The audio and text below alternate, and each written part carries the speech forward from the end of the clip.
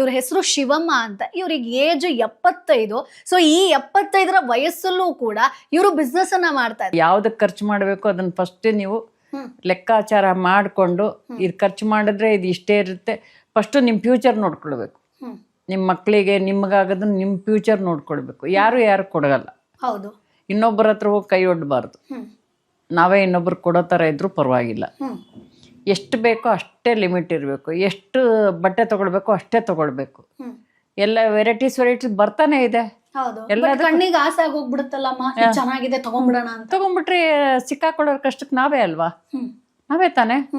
ಎಷ್ಟು ಬಟ್ಟೆ ಇದ್ರು ಒಂದೇ ಜೊತೆ ಬಟ್ಟೆ ಹಾಕೊಳ್ಳೋದಲ್ವಾ? ಉಳಿದದ್ದೆಲ್ಲ ಎಲ್ಲ ಒಂದ್ ಸೈಡಲ್ಲಿ ಇರುತ್ತಲ್ವಾ? ಎಷ್ಟು ಬೇಕೋ ಅಷ್ಟೇ ಖರ್ಚು ಮಾಡಿ. ಈ ಮನೆಯವ್ರಿಗೆ ಬರ್ತಾ ಇದ್ವಿ 40 ರೂಪಾಯಿ ಸಂಬಳ ನಮ್ಮ ಮದ್ವೆ ಆ ಟೈಮ್ನಲ್ಲಿ. ಚೆನ್ನಾಗೇ ಇದ್ವಿ.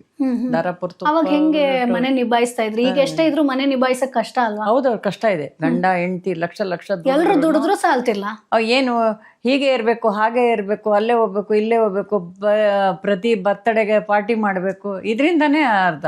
ಅವ್ರು ಮಾಡಿದ್ರು ನಾ ಮಾಡಿದ್ರೆ ಅವ್ರು ಮಾಡು. ಇವಾಗ ಲೆಕ್ಕಾಚಾರ ಇಲ್ಲದೆ ಓಡ್ತಾ ಇದೆ. ಒಂದ್ ಮದ್ವೆ ಮಾಡ್ಬೇಕಾದ್ರೂ ಎಷ್ಟಾರಿ ಖರ್ಚು.